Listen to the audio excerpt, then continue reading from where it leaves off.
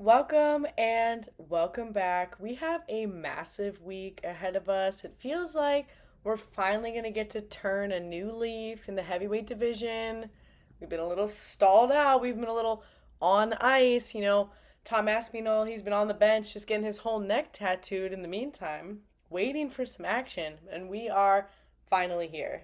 And even though at the end of 2024 and the beginning of 2025, I had on my wish list for a different fight, perhaps, at least we are finally getting things going. I'm so happy to see Tom Aspinall getting back in the octagon. It has been far too long. Let's move on. And move on we shall. And we have a lot of other really amazing things to look forward to. We have two title fights on this card. So shout out to our women's strawweight baddies. Yes, for the vacant belt. There's just so many good things happening on this card. It's going to be a really fun night of fights. Let's give it a dynamic breakdown. We are headed to Yas Island, the UAE classic. We got the spooky theme going. Get with it because it's Halloween times. Big question on our minds is it Tom Aspinall or is it Gone Going, right? Are we going to get that Gone Going? I don't know. We also have a very critical rematch for our women's strawweight vacant belt. Critical, yes, vacant belt style, but also really cool that it's a rematch because the first fight was very competitive and it was enough time in the past to where both of these women have grown so much. Mackenzie Dern and Virna Jandiroba, both super aggressive, engaging fighters, and they continue to evolve. This is going to be such an amazing rematch. And we've got high profile matchups everywhere. Everywhere and all about. And agenda continued. It's not just our heavyweights in the main event. We got heavyweight fights all over this baby, right? We got a heavyweight showcase. I mean, in honor of the heavyweight division finally starting to get the ball rolling, we got to get some other heavyweight bouts to get excited about, right? Am I right? Or am I just so right? And we have lone featherweights. Just one beautiful, grand, special featherweight bout to really rub your hands together about. That one's going to be a good one. No early prelims. Is this true? We're all prelims? Lots of prelims, but we're not making a distinction? I don't know. And you know what? He who shall not be named. Are we done? Are we done? Are we done with he who shall not be named? I guess it depends on our outcome, but I'm hoping that it doesn't and we are just done. If you know what I mean, you know what I mean.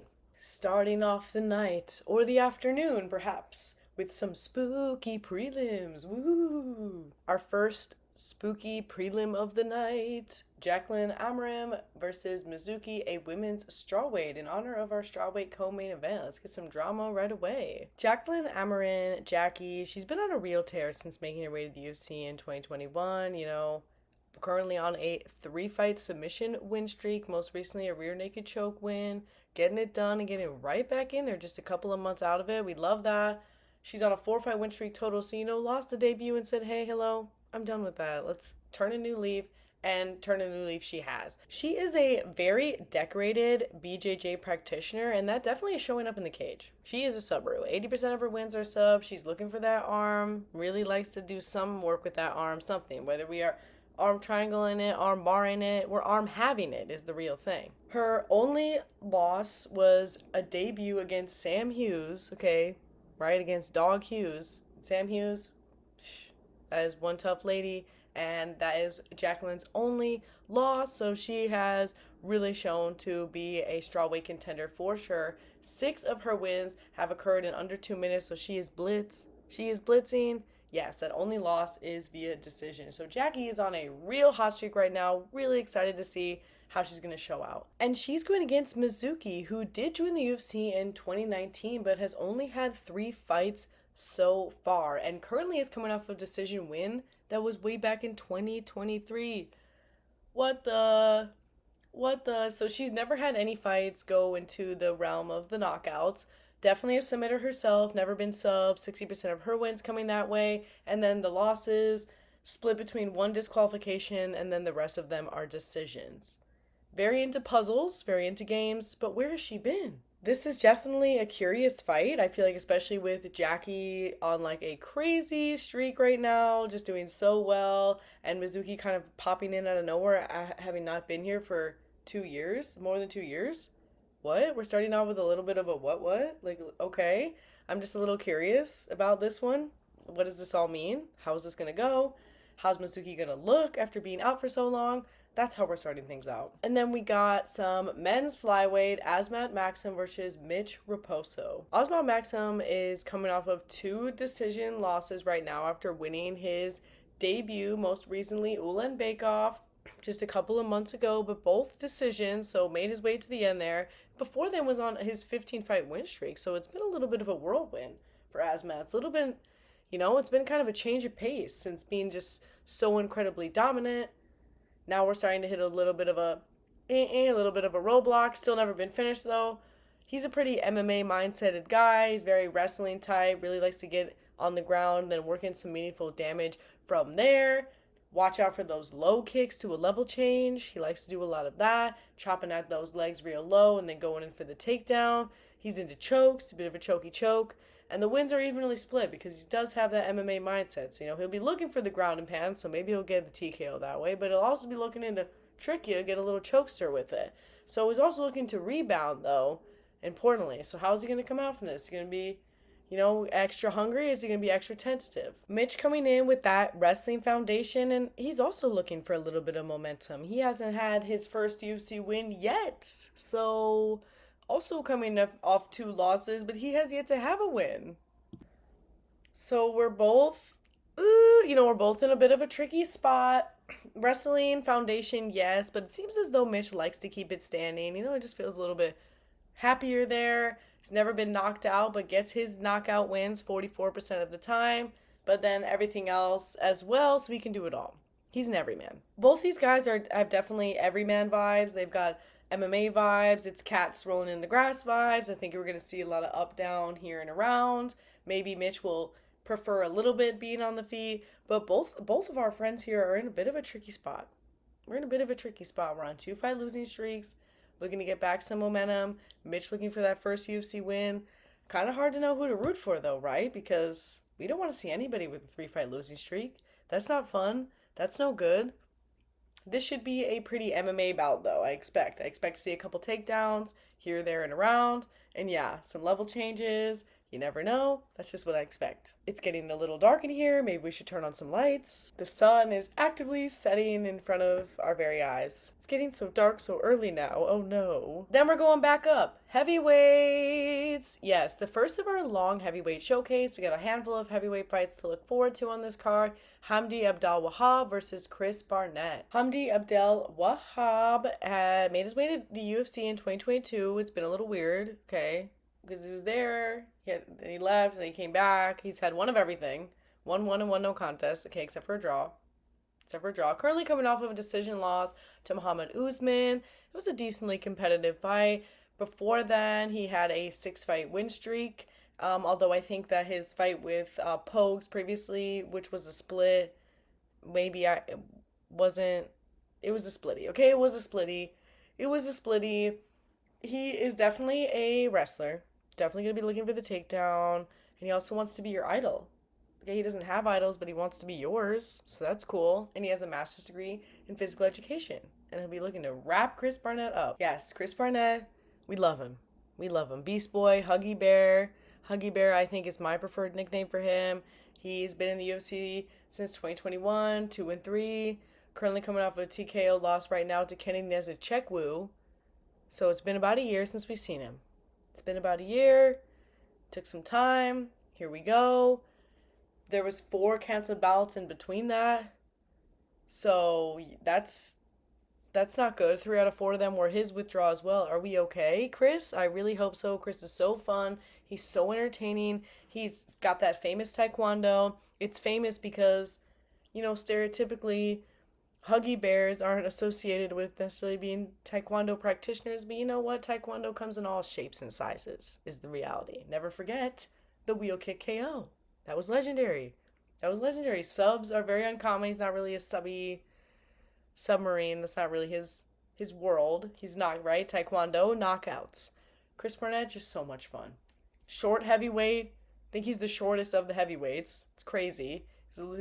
He's Huggy Bear. We love him so much. 78% of those wins. Both of our big boys, as many big boys do, lean more on the knockout side of things, each of them. Just a very different style, though. Hamdi, he's more in the hands, more of a punching guy specifically, with that boxing, wrestling combo, and Chris is taekwondo craziness. It's taekwondo, it's anything and everything. Just so glad to see him back.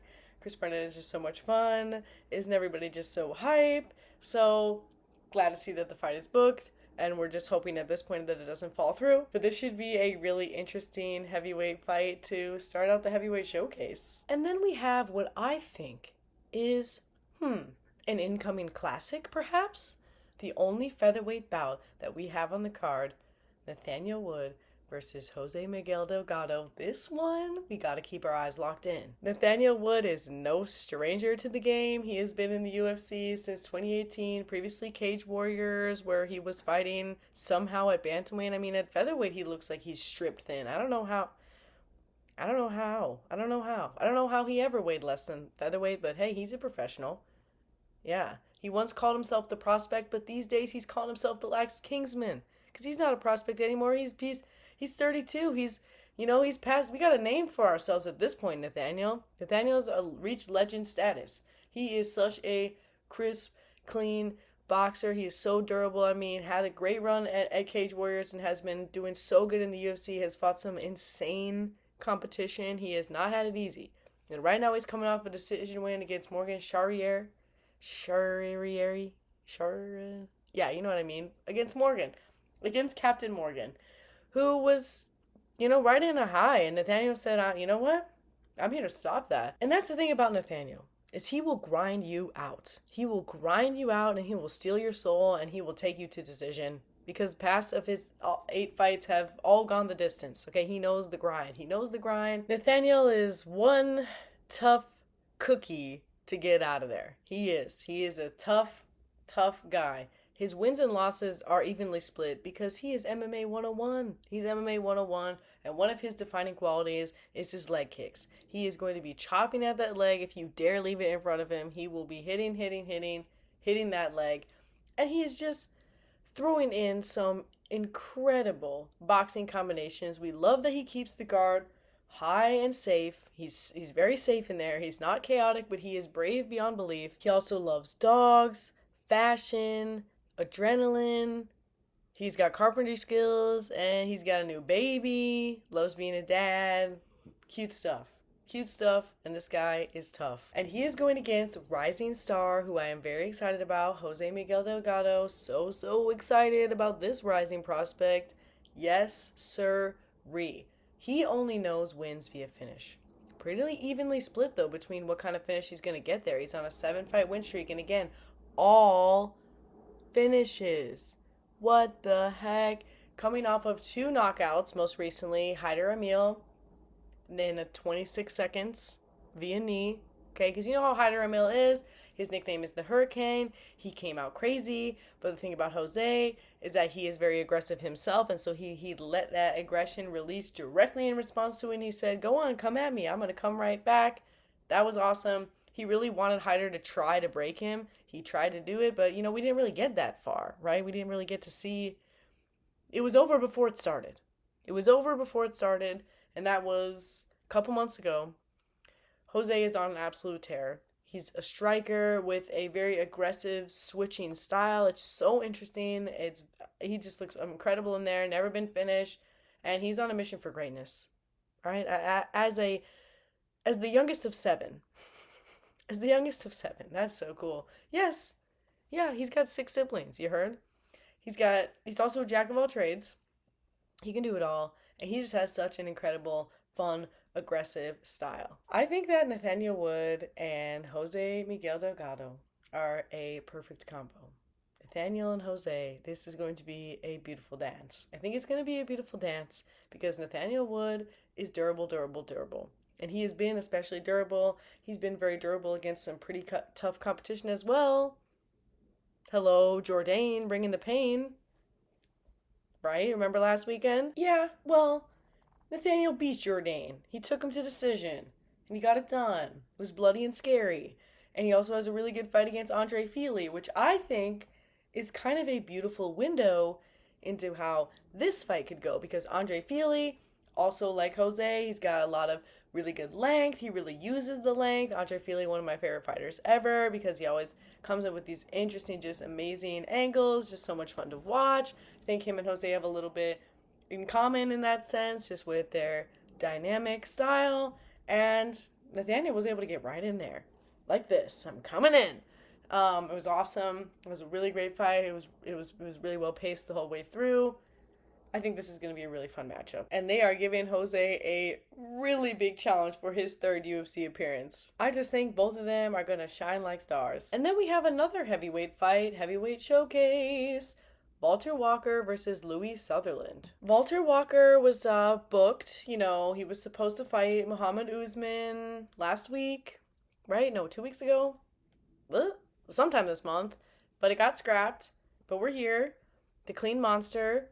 You know him. He's one half of the Walker brothers. Following in Big J's footsteps, the only scratch on his record is a decision loss. So he's 3-0 or 3-1 in the UFC right now. So after losing the debut, has been an absolute foot searcher. That's why he's got that creepy necklace on. Very Halloween. You know, very Halloween. 3 round 1 heel hooks in a row. It's never been done before. And in case you're wondering, he really likes when you joke about it. So, you know, keep up all the jokes, all the things. He really likes the attention. He said that he preferred to hide in the shadows. You can only hide for so long. I don't think he likes hiding anymore. He really likes being fun and silly. And that is crazy fun and silly. Are you serious? Like, that is scary. So all of the weird feet pics, it's fine. I'll laugh at it because it is pretty crazy. He's a brawler though, you know, if we take him there, he's a brawler. He can throw technique out the window, essentially. So it's this really crazy balance of, like, technique can be lost. You know, we get these kind of moments. But at the same time, it takes a lot of pretty slippery technique to land heel hooks. That's not an easy submission. That's not an easy one. And he's going against Louis Sutherland, who also had his fight recently scrapped. That was supposed to happen last month against Justin Tafa. I think it was a little cursed. I think this is probably a little bit more, I don't know. For some reason, this matchup makes more sense to me. He's coming off of an LFL title win, and this is his UFC debut. So very cool, 4-fight win streak. His only losses are via decision. He's definitely a knockout guy. I mean, look at him, right? Yeesh, he's huge. Oh my god, he's huge. It's so scary. Submissions? Never heard of her. Never heard of her. Doesn't even, you know, what's a submission? He's trapped up. The guy is trapped up, so he's going to rely on those traps, right? He's going to trap you up. Yeah, the knockouts are pretty scary with this guy. I expect this to be very chaotic and very fun. This fight, I feel, is going to devolve into chaos very quickly. It's going to be crazy. Really excited always about any debut, and I was sad to see when the fight got scrapped, when Louis' fight got scrapped, so I'm glad it didn't take too long to rebook it. And Walter Walker, here we go. Both their fights got scrapped. Put them together. They're the perfect match. It's going to be so weird. I feel like they're very different, you know, in many ways. Louis is pretty, I would say he's more on the technical end, but Walter Walker is going to be looking for the foot, right? He's going to be looking for the foot. But I feel like we're going to get some chaos. This is just great. This is a great one. Really, really fun. We got some heavyweight craziness. Louis has never been finished, so imagine if we get the heel hook for a 4th time. That'd be pretty crazy. But Louis has also never faced UFC competition. This is kind of an insane debut. You know how it is with the heavyweight division. You know, why not have your debut against the top 15? You know, why not? Perhaps intimidating, but also a good opportunity. And with all those traps, I feel like Louis not really intimidated by much. And then we have a lightweight fight between Abdul Karim Al-Selwady and Mathis Camilo. Abdul Karim has been struggling to get this fight booked, or to get a fight booked. It's been a little cancellations 101, but he made it. Okay, we made it, and we're happy to see it. We're booked up. It's been a little bit, about a year and a half, but we're booked up. That's awesome. You know, sometimes you can't control these things. So we're happy to see him here. He's got a wrestling foundation. He's going to be looking for that first UFC win. Put these 3 canceled bouts behind us. His last appearance was a pretty interesting fight. It was pretty competitive. His last fight against Radzhabov was pretty competitive. That was a pretty good, pretty fun scrap. I mean, we made it all the way to the third round before, he got the TKO loss, and he had a lot of really good moments and was looking kind of like the fresher fighter going into that third round, but it was also weird. It was also weird because both fighters were grabbing the fence and they both got a stern warning. Oh, they both got a stern warning. No fence grabbing. They got pulled aside like two bad kids, doing no good, and they got told stop doing that. Both of them, right? It's weird. Anyway, that is a non-important tangent. His only losses are from knockout. Only losses are via TKO or KO, so you got to put him out of there if you want to win. He's pretty good at staying active. He's got like really, really good cardio, it seems. So if he is going to make it all the way to decision, it's likely to favor him because the output is a lot. The output is a lot. About half of his wins are from the finish in the TKO KO style. He's very, very bouncy. He's circling all over the place. I mean, this guy never stops moving. If you're trying to pin him down, it's going to be tough because he's moving. And he's a Southern Belle. He's from Louisiana. And he is going against Mathis Camilo, who is in the exact same position.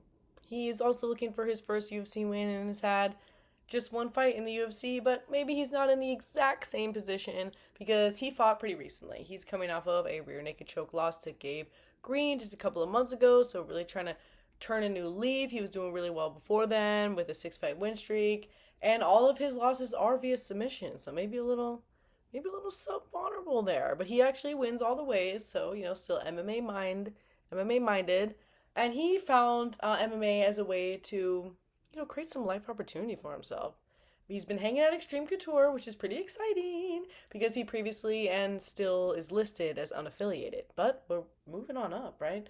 Moving on up. This is a fun lightweight scrap. I like it because both these guys are in a similar place in their career, both looking for the UFC win, and I mean, their records are similar enough, but both of these guys are definitely working on carving their way in the UFC. I mean, both looking to get that first UFC win, and both are in their second appearance. So that's kind of fun. They've got a road to pave ahead of them. The interesting thing that they have in common is that the only way that they have both respectively lost is from getting finished. So they're kind of used to when they do get to decision, it being in their favor, because they both are pretty active. So I think they're going to give us a pretty exciting scrap. Then, on a different lightweight pace, we got some veterans here, Ludovic Klein and Mateusz Rebecki. Ludovic Klein, Mr. Highlight, he's so much fun. He's the first Slovak fighter in the UFC, so that's pretty cool. Made his way here in 2022.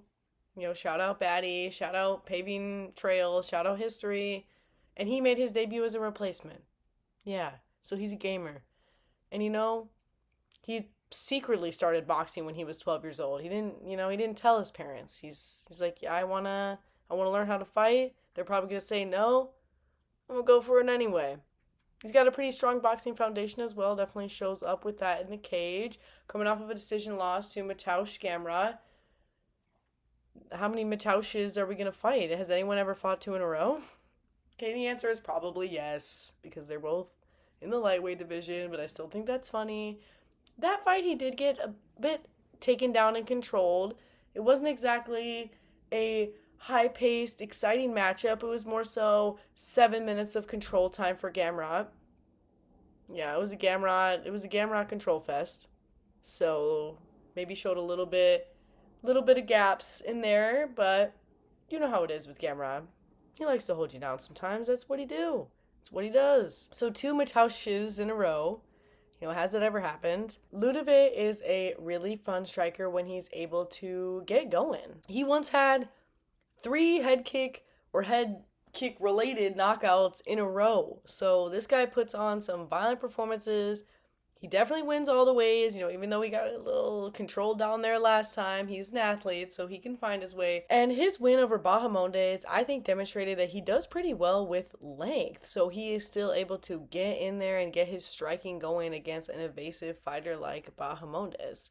He's pretty big into stretching and taking care of his body, and he has a new baby. Got a couple people with new babies. And he is going against Mateusz Rebecki. LOL. That's funny. That's so cute. I love that. He is so much fun. He is so much fun. He is violence. Okay, he is coming off of 2 fight of the nights in a row because that's just who he is. Recently, decision loss to Chris Duncan, but again, fight of the night. So we went to war. We went to war. And then previously before that, a split decision win over oral by. And that was war. That fight was insane.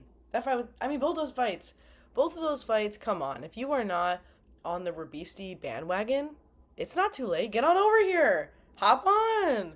We're cruising. We're having a great time. He is so much fun. He is everything. He does it all. He's MMA 101. You know, his wins are pretty evenly split. He's definitely looking to get the ball rolling quickly. I would not call this guy a tentative starter. He's a let's get the gas going. And he's an absolute star on the ground. He's a star. He is so controlling. It's amazing. He's all over you, and he's never been submitted. So, great ground control and great protection from the ground control that's coming his way. He says, no, no, no, I'm in charge.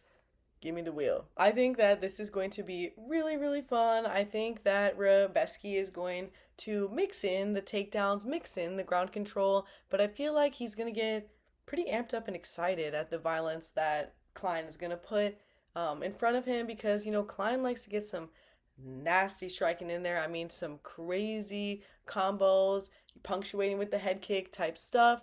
And I think both of these guys just have a very violent output. It's going to be a beautiful clash. It's going to be a beautiful clash. This is going to be blood and war. It's going to be blood and war for sure. I think that this one has some fight of the night potential. Both guys just have such an aggressive style. And I just think Mateusz is going to embrace Klein's style, and he's going to embrace the in-the-pocket moments. We're going to get some toe-to-toe, in-the-pocket grit, so I suspect. And then we have a fun middleweight fight with Ikram Aliskerov versus Young Park. Ikram has had a interesting start to his UFC career. It's been an interesting moment. He's a very decorated Sambo athlete, champion. Right now, he's coming off of a TKO win over Andre Muniz, and that's the thing about Ikram is he's got pretty powerful hands. So you're kind of waiting for it, and then boom, he'll hit, and it doesn't take much. It doesn't really take a flurry of punches. It kind of just takes one big one. But his only losses are to Bobby Knuckles and Chimaev, both finishes. I mean, hey, I'll take that scratch, right? So roughly half of his wins are coming from the knockout, so definitely demonstrating some powerful hands. This guy does have power, but he also has the cancel bout curse. Oh, dang it. That's all right. Last of his 4 wins, so aside from the one loss that he's got riddled in there in his past few fights to Mr. Knuckles, the 4 wins that he has gotten most recently have all been finishes. So especially as of lately, we've been getting it done. We've been dusting our hands clean quick. He's going against Young Park, the Iron Turtle, fan favorite. We love Iron Turtle. Iron Turtle, yes, coming off of a decision win against Nardiev, and he's on a 2-fight win streak right now. This thing about Iron Turtle is he is an Iron Turtle. That's how he shows out. He's definitely MMA 101. We got 42% of the wins decisions, and then kind of splitting the rest up relatively evenly between sub and knockouts.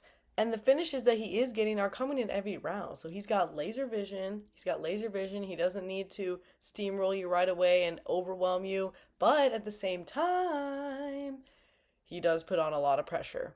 He does put on a lot of pressure in his fights. He stays right in your face. That's what I love about Young Park. He's right there. He's right there in your face. He's not all the way here. Yep.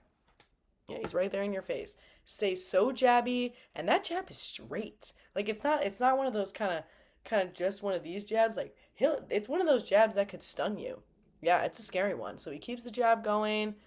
He says he's got split decision PTSD because he had 2 split decisions in a row, and then his last fight, he thought that it was going to be a split decision. He was scared out of his mind. You could see it in his face. He was like, please, not again.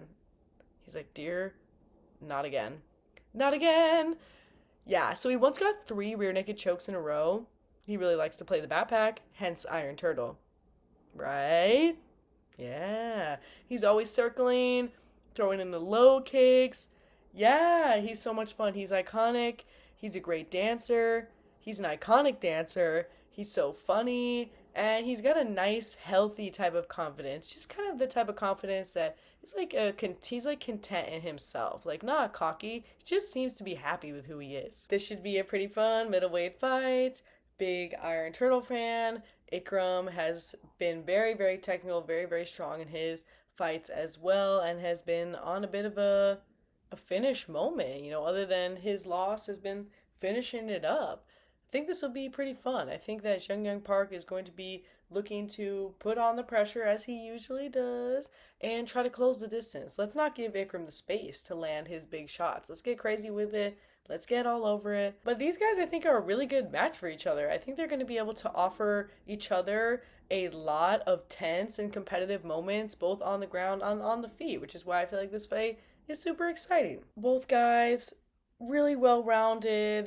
Iron Turtle, we've gotten to see a little bit more consistency again. Ikram, it's been like crazy, just canceling 101. So looking to hopefully get some consistency too with Ikram. I'm hoping they canceled bout curses in the past. And then we got a very feisty matchup on our hands with Nasrat Haqparast and Quillan Salkilld. Nasrat! Such an exciting baddie addy addy. He is one baddie southpaw. Watch out for this guy. He's been in the UFC for quite some time now, right? 2017. He's 10-4.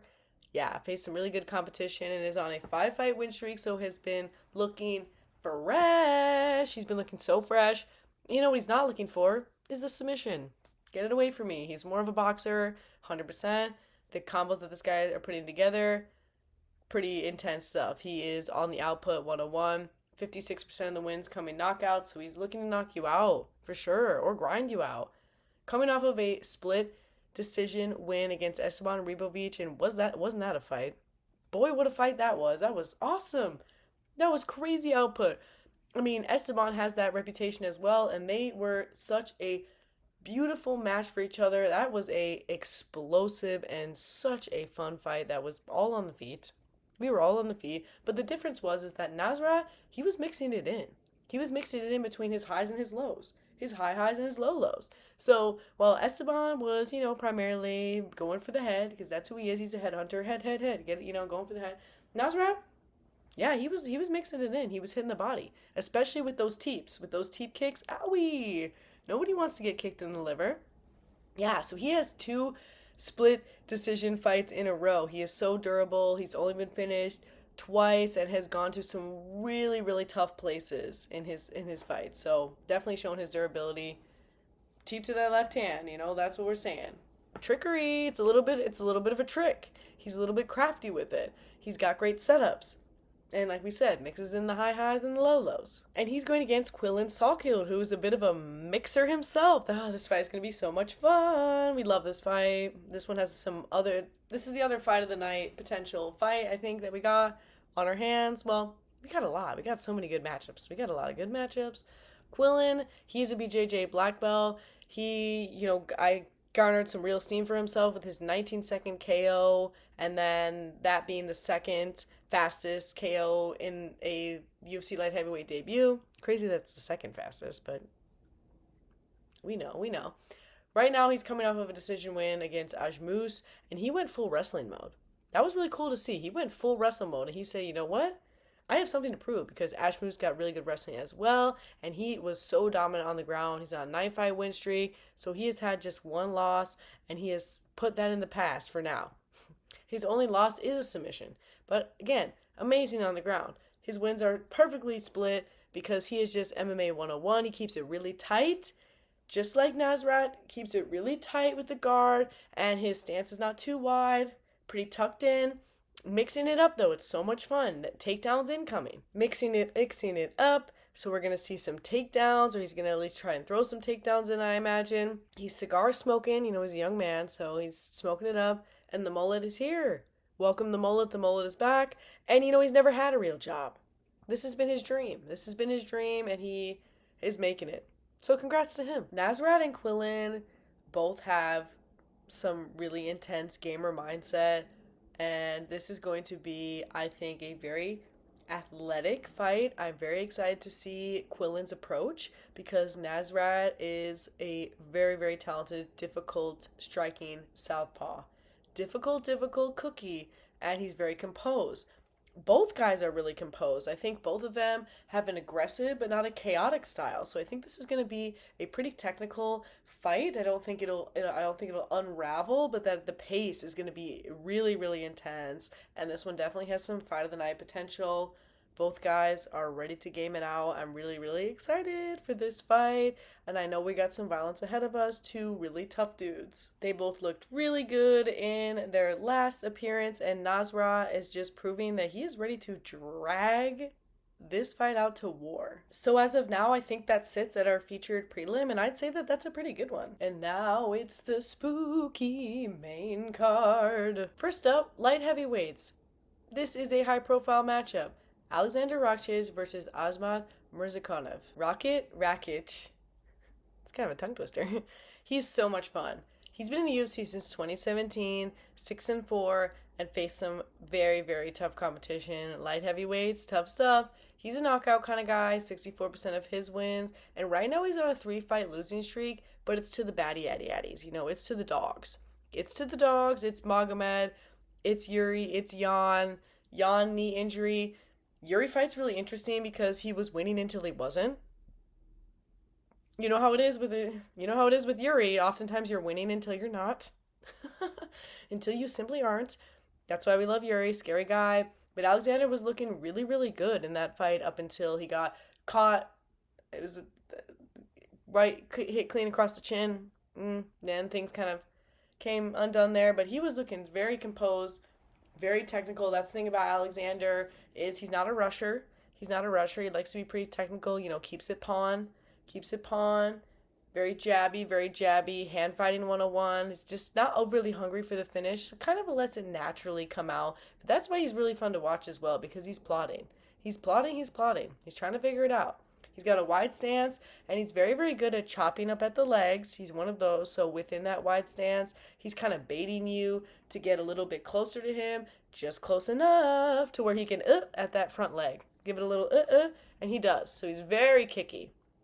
Very kicky. I mean, Yuri's leg in that fight was looking massively beat up. Right now, he's coming off of a decision loss to Magomed Ankalaev, and Ankalaev was just able to put it together. He was able to put it together, keep Alexander on the back foot, and that's what he's got to avoid, is being too tentative. He says he really likes sparring, so he's definitely one of those people that really likes the feeling of fighting, and you kind of get a sense of that in the cage. Even though he's a tentative guy, he definitely doesn't shy away from the firefight. And he'll be going against another technician, Asmad Murzakanov. He's quite a technician himself. Asmad is a quirky southpaw, currently coming off of a TKO win over Brenton Ribeiro. He was kind of doing a similar game style to Rakić, just waiting for his moment, pouncing on it when it came. He's got 73% of his wins via knockout, so definitely leaning on the power for sure. Loves motorcycles, loves horses, and as of now, he is still undefeated. He is ranked number 10, and he's undefeated. I think that this will be a really fun fight that I suspect will feel a little bit tentative in its initial stages. Both guys are pretty technical. I would not exactly describe either of them as brawlers, but they both have a pretty heavy hand. They are pretty strong. Most of their wins leaning towards knockout, above 50% for both of them, above 60% for both of them. So they definitely will be looking for that moment, each of them respectively. But I think it's going to be awkwardly fun because they are both technical. They both have a very wide stance. It will be interesting to see who is controlling the movement in this one. And this definitely feels like one of the fights that you don't want to blink. Definitely interested to see how they approach this one. I think they both have a relatively tentative style. I mean, Azamat definitely a little bit more quick to get things going. He's got a lot of knockouts that have occurred in the first round, so maybe he will be the one pushing the forward pressure, I suspect a little bit. We'll see how much Alexander responds, though, because, he's in a tough position. So maybe that will make him a little less tentative. Maybe we will get a real stand and bang out of this one. I don't know. Both guys pretty technical, but yeah, Alexander in a really difficult spot right now with the 3-fight losing streak, even if it is to the addies of the division. And the heavyweight showcase continues with Alexander Volkov and Jailton Almeida. This is huge. You know, Volkov is thinking to himself, that should be me fighting Aspinall. But he already got his chance. It's just that his last appearance was a split decision loss against Gane. Kind of a weird fight. Kind of a weird one. And you got to think to yourself, where would we be if Volkov won? Again, we know that he fought Aspinall, 2022, and that Aspinall kind of put a clinic on him a little bit. But still, where would we be? Anyway, most importantly though, happy birthday, Alexander. Yes, his birthday is just 2 days away. So we gotta wish this man well. We gotta wish Drago well. We love him. You know him, you love him. He's been here for a while. He's 12-5 in the UFC. After Bellator, RIP. So before the Gane loss, and by the way, they fought twice, so that's interesting. He was on a 4-fight win streak. You know how he is. Tall guy. He's not just tall, he's really tall. He's 6'7". He definitely fights tall. He really fights tall. So he stands pretty, far away, definitely jabbing it out, utilizing those front kicks. He's definitely a knockout preferred type guy. Again, most heavyweights are. 63% of his win. And again, he's probably thinking, that should be me. Just because he's so close, right? So close, no cigar. Already got his shot. But that's, I think, why we got him booked right now, because we got to stir up the drama. Let's get the heavyweight storylines going. We're getting them all going. He'll be going against Jailton Almeida, who is on a bit of a rise right now. He's made his way to the UFC in 2022. He's 81 right now, coming off of a TKO win over Sergey Spivak. That was pretty awesome. He chased him into a back mount moment. That was great. The thing about Jailton is that if he does hurt you, he's not going to want to give you space. He's going to want to finish it on the ground. Because he's a submitterton. He's a submitter guy. 59% of his wins in nail loss, who's got really great control down there. He loves the takedown. Again, he loves it. He loves it so much, he's willing to initiate it or pull the reversal on you. Whatever you want. Decisions are pretty rare for this guy. He's only been there twice. So we're finishing. We're finishing with Jailton. I'm really looking forward to this heavyweight fight because both these guys are super athletic. This is a super athletic heavyweight fight. I think both are so well-rounded. I'm pretty excited to see Jailton try to close the distance and to see Volkov try and keep the space. Or you know what? He's just going to have to deal with it probably because Jailton is he's pretty insistent on his takedowns. He's quite insistent. And he is in a very critical spot. Jailton right now, this is a big moment for him. I'd say it's a much bigger moment for him than it is for Volkov. Again, Volkov has already fought Tom Aspinall. Didn't go his way. He's fought Gane twice. Didn't go his way twice. So there's drama in having him fight here, but I think that the drama comes if Jailton Almeida is able to make a really big statement win against him because Volkov is a bad dude. He has hung on to a spot in the top 5 and the top 10 for a while. He is the Bobby Knuckles style gatekeeper at the top, at the tippy top. Very, very difficult guy to beat. So this is a really, really big opportunity for Jailton Almeida. Very curious to see how he approaches this one. I know that Jailton is just so excited. He's so excited at this opportunity, and this is a pretty exciting fight. I expect it to be super athletic. And I think this one's going to go to decision. I think we're going to get an athletic decision fight, but Jailton's only been to decision twice. And then we have high-profile matchup again. A men's bantamweight fight happening within the top 5 or battling for a spot in the top 5 with Umar Nurmagomedov and Mario Batista. Umar Nurmagomedov, you know the name, of course.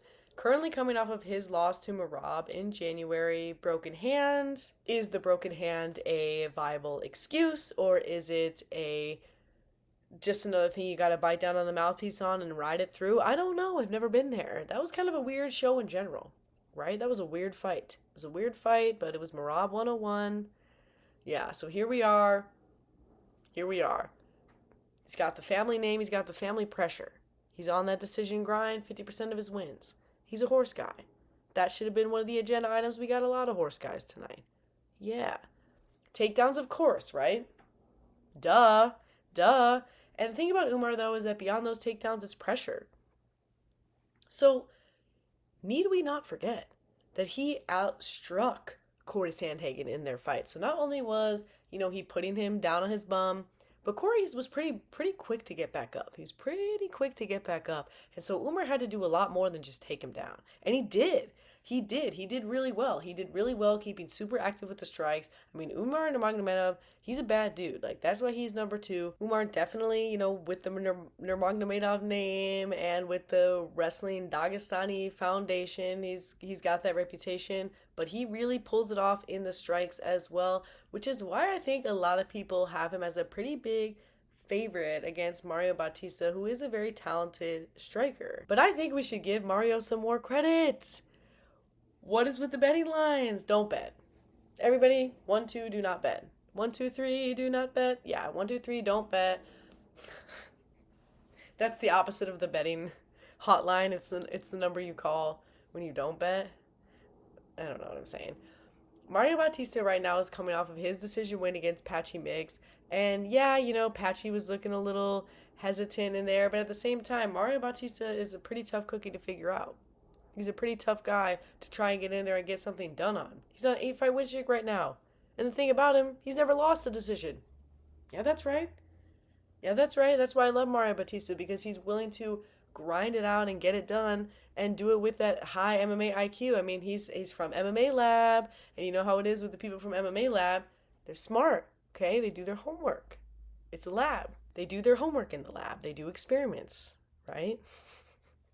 So he knows that grind. He knows that decision grind, 44% of his wins. The Aldo fight was controversy. Sure. Okay. Sure. But Mario Batista really knows how to put on an aggressive pace, throw flying knees, rear naked choke. He can do it all. And before this, he was an auto glass installer. So there you go. Of course, it's suspected that Umar will be going for a handful of takedowns and looking to get his moment on the ground. But Mario Batista, he's pretty good at rejecting the takedown. He's pretty good at popping back up. I think perhaps we will see a similar kind of fight as Umar and Corey Sandhagen. But I think Mario Batista, he's got a little special something. He's got a little special something that people are not a little special acknowledging. What makes this fight so much fun is that both of these guys definitely don't rely on their knockout or finishing power in general. They're both decision grind types. They're really good at putting out an insane pace for the entire fight. It's like close to half of each of their wins respectively that they're gaining from decision, and that's what makes them such a beautiful matchup. I really suspect that this is going to be a competitive fight, a really, really fun fight with both guys showing off their insane durability and their insane cardio. I think we're gonna get a grind to the very end. I really don't suspect that this one will end in a finish.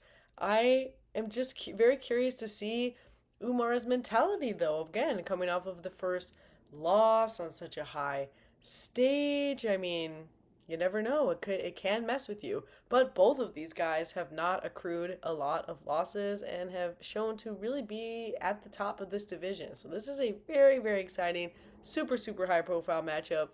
Oh, yes. And Mario Batista is one of my all-time favorites. He has got an incredible heart, and I can't wait to see that heart on display. And that means we made it to our co-main event, the first belt that's on the line, the women's strawweight title. Virna Jandiroba and Mackenzie Dern looking to grab at the vacant belt. Virna Jandiroba Kakara, which is that cute little bird in the corner, BJJ black belt, been in the UFC since 2019 and has grown a lot. Former Invicta champion, and she has made her way and paved such an incredible path for herself. She has grown just so much. Right now, coming off of a really awesome decision win against Yao Xiaonan, that was pretty dope. Really a testament to the evolution that she has just become more aggressive, especially with that striking in terms of able to just put those combos together. We're on a 5-fight win streak now. And durability has never been a problem for her. She has never been finished. She is a sub-machine. 64% of her wins are choky. I mean, she's a BJJ black belt in the second degree. And she really knows how to put on the gas That's something that's so fun about her, is that she will continue to push that pace, and the heart cannot be deterred. She's a gamer. And speaking of games, she plays chess.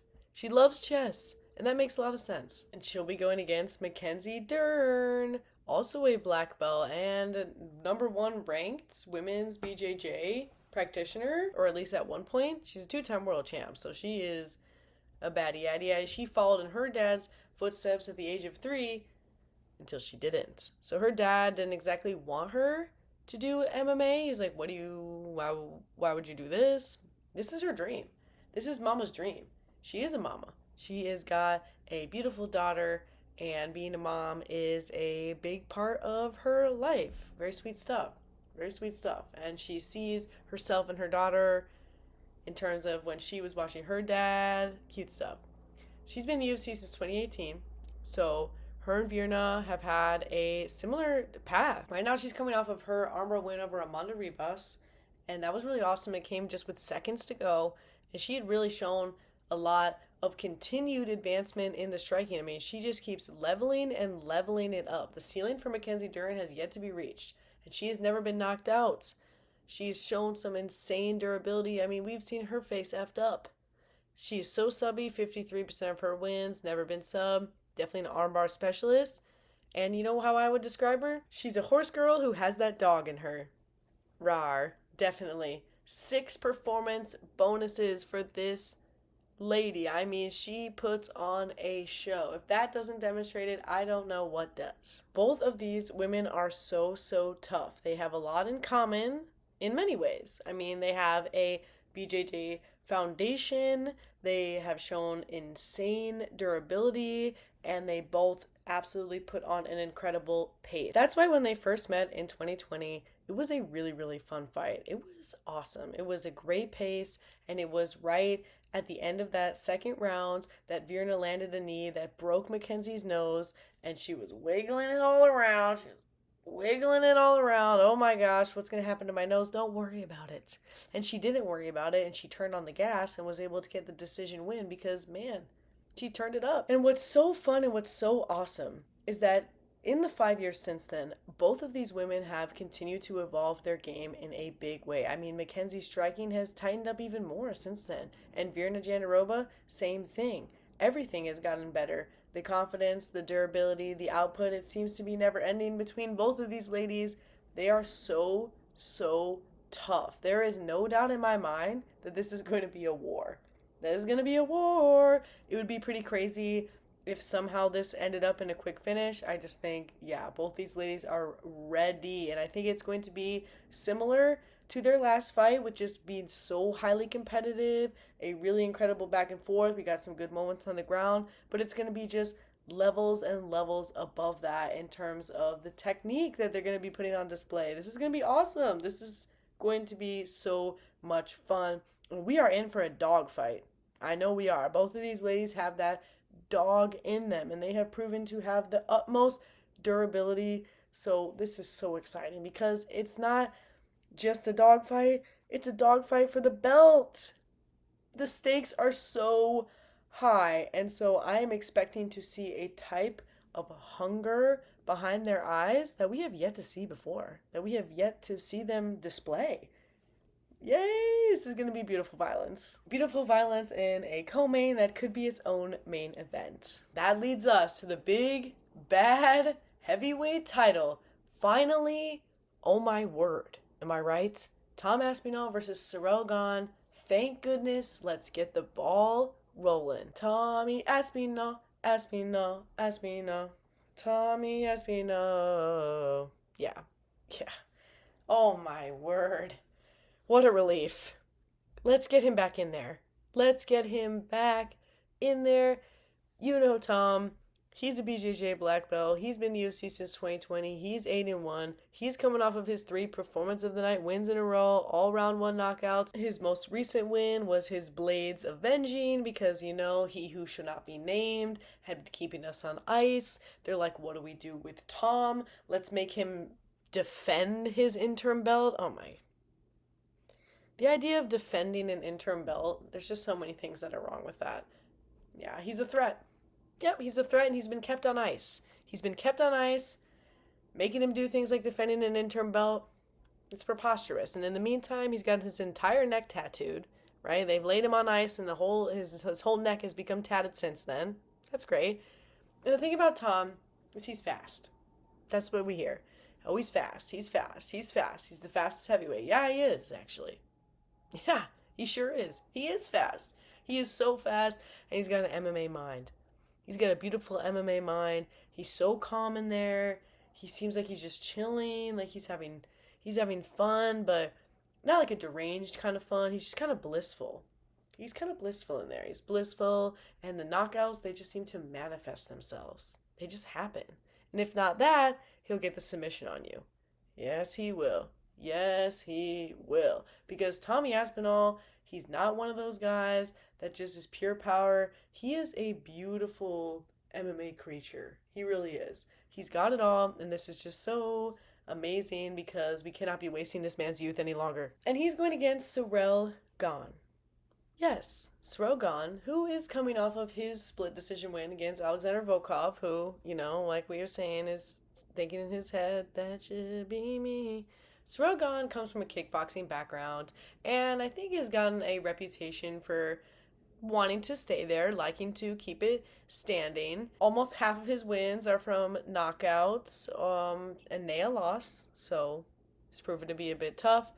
Has, like I said, kind of garnered the reputation for preferring to stand, but has definitely evolved and has been evolving into the MMA mindset. And we had a lot of grappling moments with Volkov. I mean, the fight ended weird. The fight ended with like what I would consider to be kind of like a stalemate position where you're just kind of locked in, no damage, but definitely looking to do more things on the ground. So that's fun. That's fun. He's got a really high striking accuracy though, so again, really a shining star on the feet and in the kickboxing realm, and ideally isn't being taken down. Ideally, I would say. He's very bouncy, super light on those feet.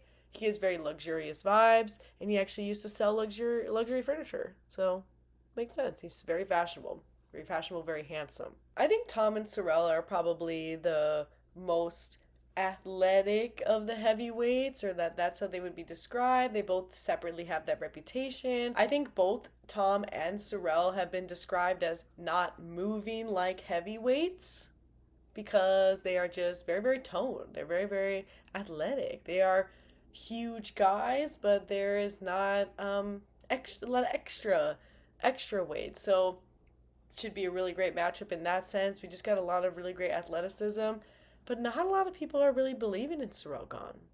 They're not really think we're going to get Gane going on this one. And Ciryl Gane is not exactly the person that we wanted to see Tom fight. He whom shall not be named. But we're here, okay? We're here. It's going to be great. It matters. And we're moving on. I think that most people's worst nightmare, though, is that Tom doesn't win, because then he who shall not be named might start naming things. I know that Tom has so much to prove, so I have a lot of faith in his ability to get it done. Ciryl says he feels less pressure fighting Tom than he did in his fight against he who shall not be named, because, he was submitted pretty early in that fight. I think he's kind of just looking to throw that, and maybe it was a crazy, intimidating experience, because it is he who shall not be named. Okay, I'm sorry. I don't even know if that's funny, but I'm going to do it anyway. This is the fight we wanted for 2025, in a way. It's not the fight that we wanted, but let's get it going, right? We've waited long enough. It has been over a year. It has been almost a year and a half since Tom Aspinall has fought. And not only that, but the last two were interim. It's enough. Enough is enough. Enough is enough. And enough is enough. And here we are. This is so exciting. We get to see Tom Aspinall officially, perhaps, if he beats Ciryl Gane, officially start the heavyweight title reign, right? But if Ciryl Gane wins, then oh great. What's next? No hate to my man Ciryl. No hate to our friend Ciryl Gane, but simply what is next? Really? I'm just excited to see Tom. Just excited to see Tom back and again. I do think that Gane has been working a lot on the grappling. Definitely working a lot on the grappling. Both guys are really fast, really accurate on the feet. So Sorrell's definitely, feeling the pressure to get it together on the ground because Tom shines there as well. Definitely does. He puts that BJJ black belt to work. And so finally, the heavyweight belt. Yay! We made it! Yay! We did it! Well, not yet, but we're on our way. So great to get the heavyweight division moving properly. And that's it. I think we're in for a really exciting matchup. Ciryl Gane, never been knocked out. Tommy's kind of a knockout guy. Both of them just really athletic, high striking accuracies, top of the top of the top. We got the top. This will be great. This will be a good one. We got so many good fights though, and again, a lot of high profile matchups specifically. We're going to have some movement in the rankings after this weekend. So let me know, let me know what fight you're most looking forward to, anything at all. Let me know, anything at all. Here is our song of the week. Yay. And I think that is all that I have. We made it. Peace out.